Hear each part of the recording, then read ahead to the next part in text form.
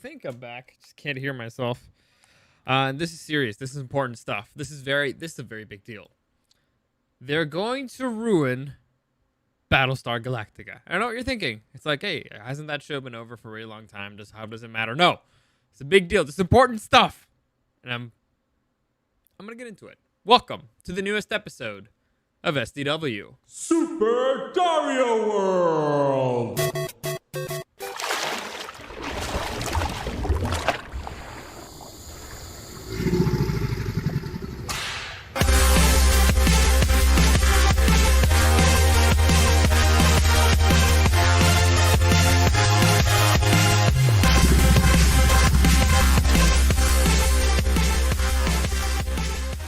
So this, I know this is ridiculous. This is stupid. This is silly. By the way, for those of you, I was waiting for the end of the football game. I think it's over now. I'm pretty sure it's over. And for those of you who care, the Giants lost. So Thor's gonna be miserable tomorrow. And it's gonna be hysterical. But that's, you know what? We're not gonna make fun of him at all whatsoever.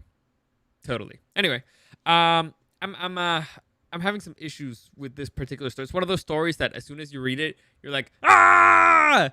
And then you read again, and you're like, ah! And then you read more, and you're like, ah! But before I get into it, let me just give you a quick reminder that any comments, questions, or suggestions, you can find me at Dario the Show on Instagram and at Super Dario World. Also, live streaming, aiming for every day. Yesterday, I couldn't do it. Just life got on the way. I had to go down to Mexico. But Twitch and on YouTube, you can find me at Super Dario World. Like, subscribe, all that stuff. It really helps me out. Anyway, let's get into this. I think there you go. So there's a little TV show out there. It came out in the 70s, but then a reboot came out in the early 2000s called Battlestar Galactica. Now, I don't care about the original one. I care about the reboot, the early 2000s one. It is one of the greatest TV shows of all time. It's in my top 3 of the greatest sci-fi TV shows of all time. It is in a fight with, at least for me, my personal taste, it's in a fight with Firefly, Fringe, Battlestar Galactica. All right, Bears beat Battlestar Galactica. All right, it is one of my favorite shows of all time. It is sci-fi at its finest. I actually recently started rewatching certain episodes. It is great. I personally like it from beginning to end. The beginning is one of the greatest beginnings of any sci-fi show of all time. It puts humanity in one of the most distressing situations of all time. It has one of the most terrifying enemies of all time. Fucking Cylons. Fracking Cylons, all right? Basically, robots, right? It's kind of like Terminator in space, you know? Skynet in space. It is, except worse, because, I won't get into spoilers and all that stuff, but the beginning is great. The ending, a lot of people don't like it. I loved it. I thought it was perfect. And it ended in a way that they didn't leave any room for anything to go anywhere. I mean, I guess they could have if they really wanted to, but they didn't need to. And honestly, it would have just ruined the legacy of the show, probably. It ended at the right time, the right place, at the right everything. So, for a few years now, Universal Studios has been working on the plans of making a Battlestar Galactica film. And since, as I mentioned, the story had been all wrapped up, this probably would have been a reboot of the whole story. Now, I know what you're thinking. A reboot of Battlestar Galactica doesn't sound that terrible. And you know what? Let me just give you like a quick context of how the show starts. So, humans have 12 colonies in space, and they're named Pycon, Caprica, Tauron. Basically, the 12 zodiac signs. That each one is a colony. And so they created artificial intelligence. Basically, they created Terminators, but here they're called Cylons. And the Cylons decided, we're not going to listen to you humans, and they got in a war with them, and they won. So the Cylons basically left. They made a peace agreement, and the Cylons just vanished out into space.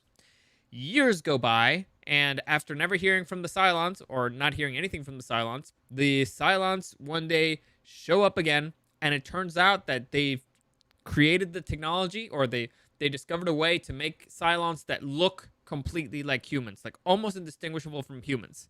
And so via the humanoid Cylons, they have infiltrated the military and basically explode. They sabotage military vessels and they blow up all of the humans' nukes, and basically they kill 99.9% of humanity at that time at 12 of the colonies. So this is the story of the Battlestar Galactica, the ship called the Battlestar Galactica. Now, the Battlestar Galactica is the last operating ship from the first Cylon War, and it's basically the analog ship. You know, all the other ones are digital. This one's analog. It's kind of off the grid. That's why they weren't hacked. That's why it was able to survive. And it is humanity's last line of defense against the Cylons. And humanity is in dire straits. Again, 99.9% of humanity has been destroyed. The situation, and it's just about survival. You're running for your life. It is a great situation because they deal with the things that they have to deal with. They deal with it in a very real, very pragmatic way. They have to deal with so many issues that actually affect us today, but they're taken to the extreme. It is phenomenal. I cannot recommend it more. Like I said, I recently rewatched the first 2 episodes and I fell in love with it. And honestly, this story could not have come out at a better time because I have it really fresh in my mind. So that's how the story begins. All right, that is the beginning. That is the setup. The rest of the rest of the show is basically them trying to survive. It's survival against Terminators in space, pretty much. And some of them look like humans, and so they don't know who has infiltrated them. So there's always this thing about, am I going crazy or not? Because some Cylons don't know they're Cylons because they haven't been activated yet. So they might be sleeper agents. Some of them have gone through massive trauma, so they're not sure if they're going crazy. Also, space kind of makes you crazy. It is a great show. Again, I cannot stress this enough. The most important, if there's only one thing that you're going to get out of this particular episode, is that it's a great show and you should watch it. I'm not sure where it's streaming, but I highly recommend it. In fact, you know what? Buy it. It's one of those shows that you want to keep in your life forever. At least I love it so much. I have the board game, okay? Not only do I have the board game, I bought all the expansions because it's a great fucking board game. Anyway, so that's the premise of the show. And if they wanted to reboot something similar, I don't think it's needed. Honestly, it's one of those things that it was so well made, and it aged well. It aged well for a sci-fi TV show from the early 2000s. It aged really well. It's like the Lord of the Rings. The Lord of the Rings, you don't need a remake. You don't need a reboot. Just leave it alone. Just let it be. But a movie with that premise doesn't sound bad. Imagine Terminator but in space. That would be a great movie. Or a movie about the original Cylon War. That would be great. I'd watch that. Leave the other stuff alone though. I don't like that it's going to be a reboot. So when I first heard of this, I was like, okay, I'm picking up what you're putting down. All right. Then issues started to happen. Now, I'm not a big fan of reboots, right? To be honest, I'm not a big fan of reboots in general. Even though I'm a fan of this one that's technically a reboot. So I'm not a fan of reboots of things that I like. There you go. I'm not a big fan of reboots of things that I like and that I don't feel like they need to change. But I understand that sometimes you might get something that's better. It doesn't always happen. It's rare. It's bizarre. But sometimes it's enjoyable. For example, Jurassic World. It's kind of a reboot. I did not think we needed it. I felt like that story was fine, but I wanted to see more dinosaurs, and I enjoyed watching more dinosaurs, and Chris Pratt was hysterical, Bryce Dallas Howard was hysterical, and so I was like, all right, fine, I can accept it. It's fine. It doesn't mess with the original. It doesn't affect all the other characters. It's fine. It was actually more a sequel, but whatever. It's technically called a reboot. Whatever. There's stuff that it's fine. In the Star Trek reboot, I enjoyed them. I enjoyed the Star Trek reboot. So we really... Did we need it? I don't know. I never clamored for it, but I enjoyed it. It was fun. Into Darkness. I love that movie. I thought it was great. It's probably my favorite Star Trek movie. So, point is, I'm adaptable. However, when news first came out of this movie, like I said, I was, why are we messing with things? The story was fine. Just don't touch it. The story's fine. Also, because it's not guaranteed that it's a reboot, so they might just be fucking things up. But then they announced who the writer was going to be. And that's when I got concerned. And it's one of those things where, like I said at the beginning of this, when I first saw it, it's going to be written by... No! And the writer is a man named Jay Bazu. Now, if you've never heard of him, it's probably because he sucks. But he wrote the script. Well, probably the biggest movie that he wrote is The Girl in the Spider's Web. Now, for those of you who don't know what that movie is, it's because it's a terrible fucking movie. Now, I'm actually a fan of The Girl in it's from the Millennium series, which is The Girl with the Dragon Tattoo books. I like the Fincher movie. The David Fincher movie is actually pretty good with Daniel Craig, Rooney Mara. The Swedish version, different. They're not on par with David Fincher as a filmmaker, but it has more. It's a mini series, so it's different. But I enjoyed that too. I'm a fan of the book. I actually read the books, and the books are pretty good. And when I read The Girl in the Spider's Web, I thought that was all right, so here's how it worked.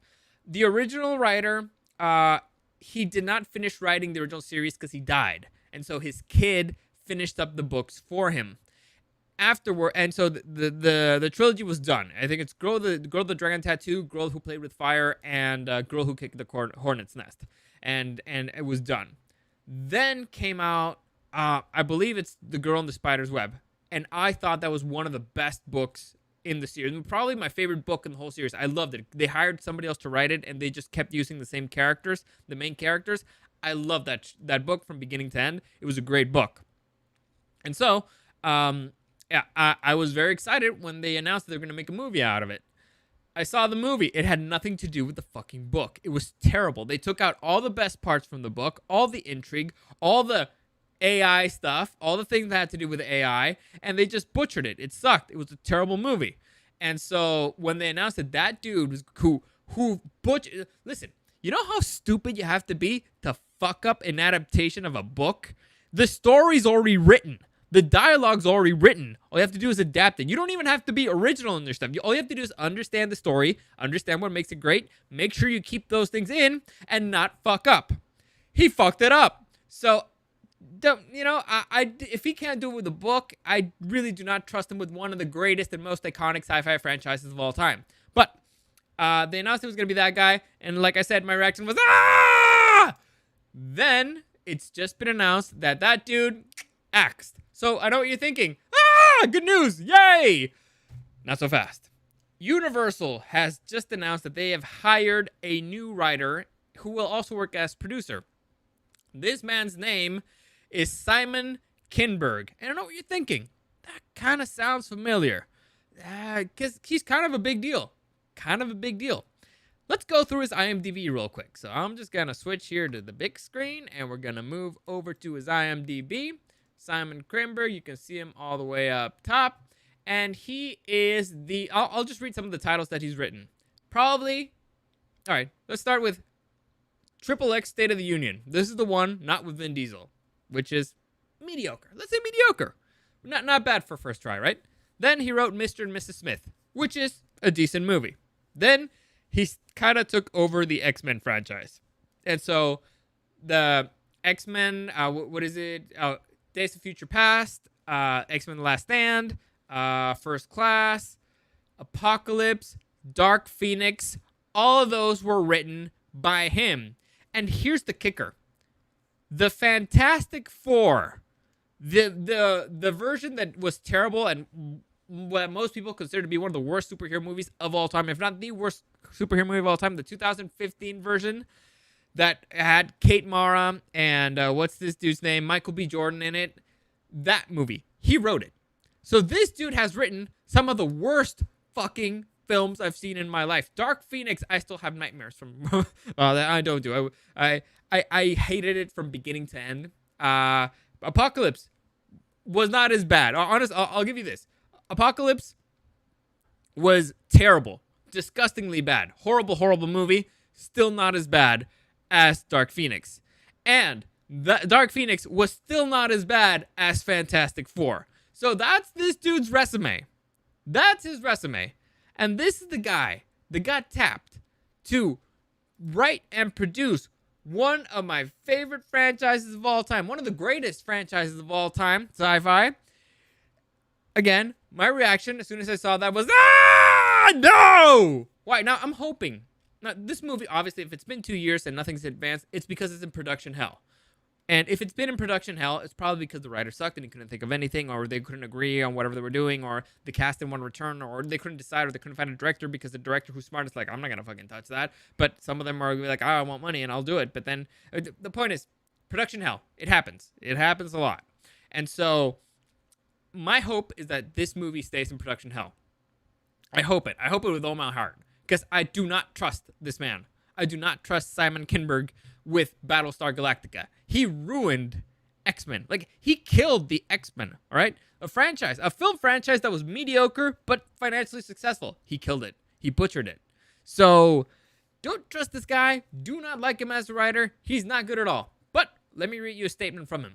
So, this is, again, from Kinberg, the new writer and producer of Universal's Battlestar Galactica. Here you go. Battlestar Galactica is one of the holy grails in science fiction, and I couldn't be more excited about bringing something new to the franchise, while honoring what's made it so iconic and enduring. I'm so grateful that Dylan and my partners in Universals have trusted me with this incredible universe. So, I mean, there's a lot to dissect there. Not gonna do it. I'm just gonna tell you straight up, no! This is a terrible idea. Again, Battlestar Galactica is a highly complex, highly complicated, highly brutal story. None of his work has been anything like that. It's been simple, straightforward, boring. All right? Stupid. He doesn't understand the characters that he writes. If it's a big cast, he kind of forgets about the other characters and he focuses on one, and it's still fucking terrible. All right? This is it is so far out of his league. So far out of his league. At least that's what his body of work has proven up to this point, and that is the feeling that I get, and I wouldn't trust him with it. In fact, you know what? I believe I've said it multiple times. I do not trust him with this. Battlestar Galactica. It's one of... All right. I'll throw you some topics that Battlestar Galactica has to deal with. All right, and this is why. All right, making it a movie is a bad idea for starters, because the Battlestar Galactica story is an odyssey. It is a grinding tale of survival. You are slowly losing your sanity, losing your fuel, losing your food, losing your people, losing your hope, losing your trust. You're losing slowly, little by little. Every episode, they lost something. They The only thing they had was each other, and still they didn't know if they could trust each other because they didn't know who was a fucking Cylon and who wasn't. So, doing it in a long series, it makes sense. It's perfect. Every episode you can deal with a little bit of it, of the issues, and then they can get bigger and bigger and bigger, and you can start feeling the claustrophobia of living in a fucking ship, and you start going crazy, and then you start dealing with other issues. For example, one of my favorite episodes is one of the ships, because they start collecting survivors from other ships or ships that were stranded during the attack, and they need protection, so they go where the Galactica is, and one of those is a fuel refinery, and so they need that fuel refinery for fuel. They need to fuel up all the ships in their little fleet to survive. Well, that means that the people who worked on that refinery ship, or that fuel refinery ship, have to work 24/7, 365. And I know that doesn't count 365 when you're in space, whatever. The point is they had to work all day, every day. They didn't get any breaks ever. Nobody. And so these people start going crazy. They're like, fuck, like we were walking nonstop. We're probably the most important people here, because without fuel, we can't survive. And we don't get any rest. So you enter into workers' union stuff. And at the same time, the military is like, yeah, well, we kind of have guns, so you do what we want to do. And also, we're risking our fucking lives out there fighting fucking Cylons when they come out of here. And you're complaining about being here to work and shit. And so there's different bands that starts forming. There's a whole bunch of religious stuff that's super interesting that I won't get into. It is a highly interesting show. It is great. I could not recommend it enough. But again, you need a long period of time for those things start to settle, for working nonstop to start to settle, for being stuck in the same spot to start to settle. You need to, it's a slow burn for a lot of things, even though they're under fire pretty much the whole time. Well, not the whole time, but most of the time. And even when they have room to breathe, they're not comfortable breathing because they don't know when they're gonna, if they've been infiltrated from the inside.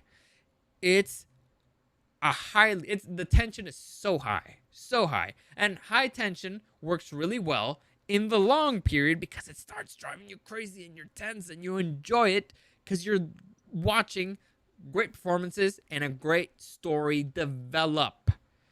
You can't do that in a film. All right, you can, but it's not the same effect. It's going to be too short. You're going to have to cut too many of the main characters. You're not really going to get to care enough about them. Here, again, the big issue here is that there's only like 50,000 humans left. Every single life counts, and and you're trying to make sure that every single one of those survives because we need genetic diversity in order to survive, in order for the species to survive. But first off, you kind of need to survive in order to make more humans and to have a period where you could actually start making more humans. So again, tension's really high, stakes super high. Humanity itself is at stake. So again, please stay in production hell, please, or fire this guy. This is a bad idea. Because you know why it's a bad idea? You know why hiring this guy was a bad idea? Because unfortunately, he's proven that he can get things done as a producer. As a producer, he's made movies. He's gotten them done. Big projects, big budgets. He's gotten them done. And they've been complete and total garbage. Honestly, I said this on my podcast. On the air. Well, I said it. Do not watch Dark Phoenix. It is a waste of your money. A P1, a listener, saw it. Afterwards, he was like, fuck, I should have listened to you. I wasted my money. I wanted that to be back. I heard that several times. People afterwards watch it for free because, yo ho, a pirate's life for me. And they were like, fuck, I wasted an hour of my life. Well, yeah, I don't know if they finished it, but like an hour and a half of my life. Dude makes garbage. Here's the problem. He gets it done. All right? That's the scary thing. It's more than a useful idiot. It's a competent idiot. Is that the problem? Yeah. He's competent enough to get it done, but he's just not talented enough to make it special. I don't know. At least that's, again, based off of his body of work and the franchises that he's worked on before, franchises that I know quite well.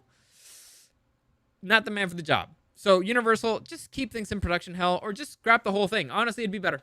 This show's it's perfect. Just re-air it. Just re-air it. People will love it. We're streaming again. I can highly recommend it. But that's it. That's it. Now, honestly, that's where I'm gonna stop today. I'm hoping that it sucks because I want more Battlestar Galactica, but fortunately, I can just go back to Battlestar Galactica and I'll be fine. I'll be fine. I just hope this doesn't happen. I hope this doesn't get made. I hope it's done. Or they get somebody else who's better. Maybe. It depends if they get somebody better, but we'll see. Usually it doesn't happen. Anyway, that's it for today. As always, any comments, questions, or suggestions, you can find me at Dario the Show on Instagram, at Super Dario World. Streaming on Twitch and on YouTube at Super Dario World. Like, subscribe, and all that stuff. I appreciate it.